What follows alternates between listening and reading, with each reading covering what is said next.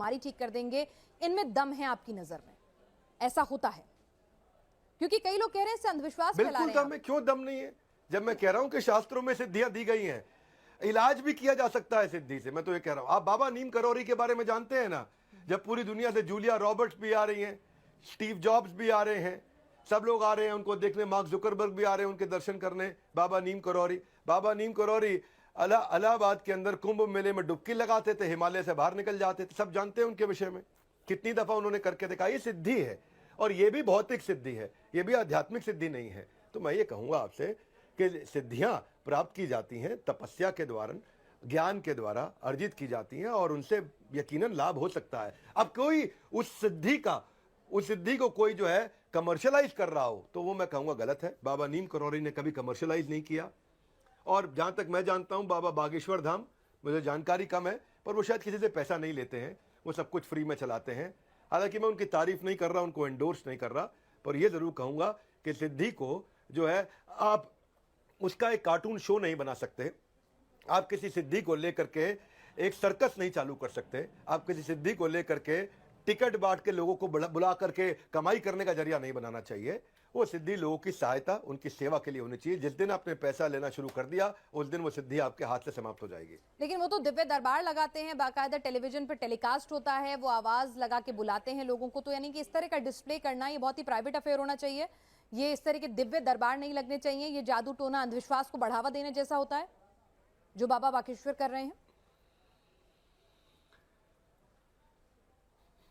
आप मेरे को हो सकता है शायद फंसाएं इसमें, मैं जानकारी कम रखता हूं कि वो कितने लोगों को बुलाते हैं, पर मैं कहूंगा दिव्य दरबार लग रहा है। जो भी मैं आपको जानकारी दे रही हूँ वो गलत नहीं दे रही हूँ। वहां पर हजारों लोग आते हैं और वो पूरा एक दरबार लगता है, बड़ा दरबार लगता है एक पंडाल में, जहां पे हजारों लोग होते हैं। Mic, camera, multi cam, jimmy jib सब होती है, उसका लाइव टेलीकास्ट भी होता है, और बाकायदा मतलब पूरा जिसे कहते हैं एक पूरा शो होता है वो।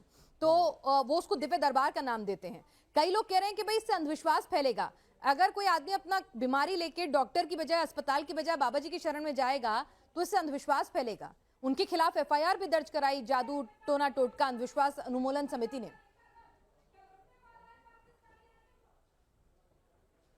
जी जी, मैं समझ आता हूं, मुझे जानकारी कम है कि वो अंधविश्वास फैला रहे हैं या नहीं।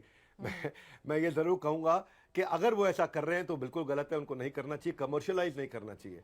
पर जितनी जानकारी मेरी सीमित है, वो उसको कमर्शियलाइज नहीं कर रहे हैं, वो उसको पॉपुलराइज कर रहे हैं। तो हो सकता है कि पॉपुलराइज करने के बाद कमर्शियलाइज करे एक इंसान, तो ओवरली पॉपुलराइज करने में रिस्क तो है। उसमें अलग प्रकार की इच्छाएं भी जागृत हो जाती हैं। जब आप पॉपुलर हो जाते हैं, आपके पास शक्ति आती है, तो अलग इच्छाएं भी जागृत होती हैं, तो उसमें डिविएशन की संभावना भी बढ़ जाती है। परंतु मैं ये जरूर कहूँगा कि हाँ, अगर वो वास्तव में लोगों की सेवा कर रहे हैं और मदद कर रहे हैं, तो मैं उनको जरूर धन्यवाद करना चाहता हूँ। अगर लोगों की मदद हो रही है, सेवा हो रही है और किसी प्रकार से हो रही है, और वो भी निःशुल्क हो रही है, तो फिर वो बधाई के पात्र हैं। तो फिर डॉक्टर या इस तरह की सिद्धियां इंसान किसे चुने? उन्होंने कभी ऐसा कहा है कि मैं क्या उन्होंने कभी कहा है कि डॉक्टर के पास मत जाओ, मेरे पास आओ? नहीं, लेकिन अगर एक बाबा जी अपने दरबार में ही बीमारी ठीक कर देंगे तो एक गरीब आदमी अस्पताल की बजाय वहां जाना नहीं पसंद करेगा। ये तर्क शास्त्रियों के तर्क हैं। देखिए, मैं आपके सामने दोनों चीजें रख रही हूँ यहाँ पर। हम किसी की तरफ नहीं है, बीइंग अ न्यूज चैनल, हम आपके सामने दोनों पॉइंट्स रख रहे हैं। तर्क शास्त्री क्या कह रहे हैं?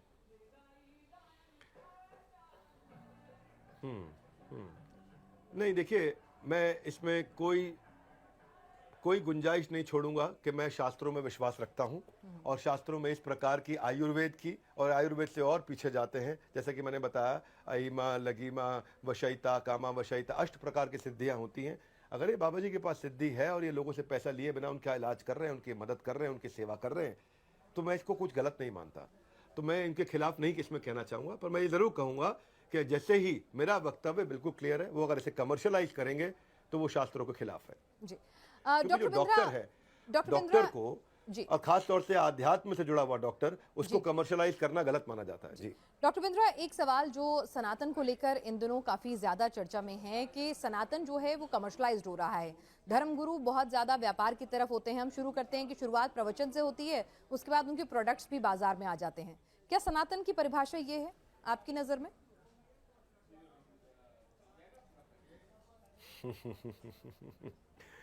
देखिए, कमर्शियलाइज हो रहा है नहीं हो रहा है, सनातन धर्म का कमर्शियलाइजेशन, इसमें थोड़ी सी एक महीन लाइन है। देखिए कुछ हद तक कमर्शलाइजेशन गलत नहीं है अगर उसका इंटेंट ठीक हो। मैं आपको उदाहरण देता हूं। मान लीजिए एक मंदिर है, उस मंदिर में जन्माष्टमी मनाई जा रही है, एक तरफ वीआईपी लाइन लगी है और एक तरफ 10 लाख लोग लंबी लाइन में लगे हैं। तो आप कह सकते हैं कि वीआईपी लाइन क्यों? क्योंकि उस आदमी ने भाई 10 लाख रुपए का डोनेशन दिया है, 5 लाख रुपए का डोनेशन दिया, इसलिए वो वीआईपी लाइन से आ रहा है। तो आपके मन में प्रश्न आना चाहिए कि भगवान क्या पैसे से मिलेंगे, भगवान क्या पैसे से दर्शन देंगे? नहीं, ये बात नहीं। लेकिन जो किया जा रहा है वो ठीक, मैं आपको समझा देता हूं क्यों। अगर वही मंदिर वो 10 लाख लोगों को फ्री भोजन दे रहा है, अगर वही मंदिर 10 लाख लोगों के लिए व्यवस्था कर रहा है, इंफ्रास्ट्रक्चर बिल्ड कर रहा है, उनके लिए सिक्योरिटी का अरेंजमेंट कर रहा है, उनके लिए टेंट लगाया गया, उनके लिए सब सुविधा करी गई है, तो ये बेचारे जो 100 लोग वीआईपी हैं, इनके पैसे से ही किया गया है, तो उनको थोड़ी इज्जत देना गलत नहीं माना जाएगा। अब इसको एक आदमी कमर्शलाइज भी कह सकता है और इसको एक आदमी इंटेलिजेंट एंगेजमेंट और intelligent scalability of spiritual institution भी कहा जा सकता है कि भाई ये वीआईपी इसलिए हैं क्योंकि ये इन 10 लाख लोगों का ध्यान रखते हैं। ये वीआईपी इनको एडवांस एंट्री मंदिर में इसलिए मिल रही है क्योंकि बाकी भगवान सब जानते हैं, भगवान तो श्रद्धा देखते हैं, उसकी भी देख रहे हैं, इसकी भी देख रहे हैं। भगवान तो सबको उसके क्या कहते हैं कि भावग्राही जनार्दना, भगवान केवल आपका भाव ग्रहण करते हैं, आपका चंदा ग्रहण नहीं करते, आपका डोनेशन ग्रहण नहीं करते। पर इंस्टीट्यूशन को चलाने के लिए कई दफा अगर एक आध्यात्मिक साबुन भी बेचा गया और एक आध्यात्मिक तेल भी बेचा गया है ताकि इंस्टीट्यूशन रन करके हजारों लाखों लोगों को फ्री में भोजन कराया जा सके, तो उसको मैं गलत नहीं मानूंगा। ठीक है डॉक्टर वो बिंद्रा, कमर्शलाइजेशन नहीं है, वो इंटेलिजेंस है। लेकिन ये डिपेंड इस पे करेगा, ये डिपेंड इस पे करेगा कि जो लीडर है वो सेल्फलेस है कि स्वयं के भोग के लिए पैसा इस्तेमाल कर रहा है, वो अपने आप को प्रधान सेवक मानता है या इस इंस्टीट्यूशन का प्रधानमंत्री मानता है, अपने आप को प्रधान मानता है। यानी कि जो इनकम आ रही है वो कहाँ यूज हो रही है और कैसे यूटिलाइज हो रही है, करना चाहता है तो इंस्टीट्यूशन ठीक है। जी ठीक है डॉक्टर बिंद्रा, बिल्कुल बिल्कुल आपने ठीक पकड़ा देवी जी। इनकम का यूटिलाइजेशन कहाँ है, that's more important. Doctor Bindra, एक सवाल जो है अभी हाल फिलहाल में क्योंकि कंट्रोवर्सी से घिरा हुआ है और एक सवाल लगभग मैं क्योंकि लगातार इंटरव्यू कर रही हूँ तमाम कथावाचक जो बड़े संत हैं उन लोगों के, तो वो लोग ये कह रहे हैं कि भाई भारत को हिंदू राष्ट्र घोषित कर दो, सनातन का बड़ा अपमान हो रहा है, सनातन को बॉलीवुड टारगेट पर कर लेता है, हमारे देवी देवताओं को गलत तरह से पोर्ट्रे किया जाता है। आपकी नजर में क्या कहीं आपको कुछ ऐसा लगता है कि जानबूझकर हिंदू धर्म को ही टारगेट किया जाता है, और क्या हिंदुस्तान को हिंदू राष्ट्र घोषित करना बहुत जरूरी है? नहीं, मैं ये सब सवालों का उत्तर देने के लिए सक्षम नहीं हूँ। मुझे लगता है कि आपको अच्छे और गेस्ट बुलाने चाहिए। भारत हिंदू राष्ट्र बनना चाहिए, नहीं बनना चाहिए, क्या होना चाहिए, इसमें मेरी थोड़ी राय कम है। मुझे लगता है कि जो हिंदू धर्म है वो हमेशा सबको साथ लेके चलना चाहता है, तो हिंदू राष्ट्र नहीं भी बने तो भी हिंदू सबको साथ लेके चलेगा ही, और बन जाए तो भी सबको साथ लेके चलेगा। तो मैं ये चाहता हूँ कि जैसे कि भगवान ने गीता के अंदर ना हिंदू बोला, ना सिख बोला, ना मुसलमान बोला, ना ईसाई बोला, भगवान ने एक जीवात्मा के लिए बात करी है। तो मैं इन पॉलिटिकल और रिलीजियस डिबेट से दूर हूँ, मैं भगवत गीता को मानता हूँ, मेरे को इसके विषय में ज्ञान भी कम है। मुझे लगता है प्रश्न आपको किसी और से पूछना जी। डॉक्टर बिंद्रा, क्योंकि आप अभी हाल फिलहाल में कपिल शर्मा के शो से भी होकर आए हैं और आपका बॉलीवुड से भी नाता रहता है, इन दिनों एक सवाल उठ रहा है, उस पर शायद मैं आपकी राय, आप कंफर्टेबल हूं तो शेयर कीजिएगा, कि ये कहा जा रहा है कि बॉलीवुड जानबूझकर ऐसी फिल्में बनाता है जहां पर हिंदू धर्म का तो मजाक उड़ जाता है, बाकी धर्मों को लेकर सेंसिटिविटी है, हिंदू धर्म को लेकर सेंसिटिविटी उतनी नहीं है। जब बॉलीवुड क्रिएटिव लिबर्टी जो है हर बार हिंदू धर्म के देवी देवता या उनके परंपराओं को लेकर ही क्यों आ जाती हैं? आप भी फिल्में देखते होंगे, आप भी टीवी सीरियल्स देखते होंगे, ओटीटी प्लेटफॉर्म्स भी देखते होंगे, तो उस पर कुछ कहना चाहेंगे आप? मैं न्यूज़ नेशन के आप जो एंकर है देवी जी, आपको बधाई देता हूं। आप इतने अच्छे अच्छे प्रश्न पूछ रही है जिससे आपने मुझे निरुत्तर कर दिया है। असल में मेरा बॉलीवुड को लेके ज्ञान बहुत कम है और वो धर्म में क्या कर रहे हैं वास्तव में मुझे ज्ञान नहीं, बहुत ईमानदारी से बोल रहा हूँ। आप इसको ऐसे ही पब्लिश करिए कि मैं इतनी ईमानदारी से बोल रहा हूँ। मुझे बॉलीवुड की किसी पिक्चर के बारे में बात करें मुझे जानकारी नहीं।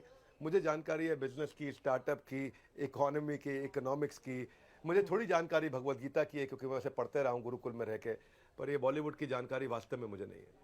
ठीक है, तो विवेक बिंद्रा जी, हम आपके साथ महसूस कर रहा हूँ लाइफ में निरुत्तर हुआ हूँ। नहीं, आपके चैनल ने मुझे निरुत्तर किया है। ऐसी कोई इच्छा नहीं है। मैं आपके साथ क्योंकि आज मुझे मालूम है कि आपकी मीटिंग्स भी हैं, तो इसीलिए अपनी इस कॉन्वर्सेशन को आज हम यहाँ छोड़ रहे हैं, लेकिन हमारे दर्शकों की आपसे जानना चाहेंगे कि अगले एपिसोड में हम जरूर आपसे मुलाकात करेंगे जिस पर हम जो एक समस्या है उस पर जरूर बात करना चाहेंगे। जो आजकल लोग हताश हो जाते हैं, सुसाइड की तरफ बढ़ने लगते हैं, ये केसेस लगातार सामने आ रहे हैं, तो उस पर बतौर मोटिवेशनल स्पीकर जरूर मैं आपके साथ एक बार फिर से चर्चा करना चाहूंगी। आज आपके पास वक्त की कमी है, आप हमारे साथ जुड़े, आपका बहुत बहुत शुक्रिया। डॉक्टर, एक डिबेट चली हुई है, तो हमने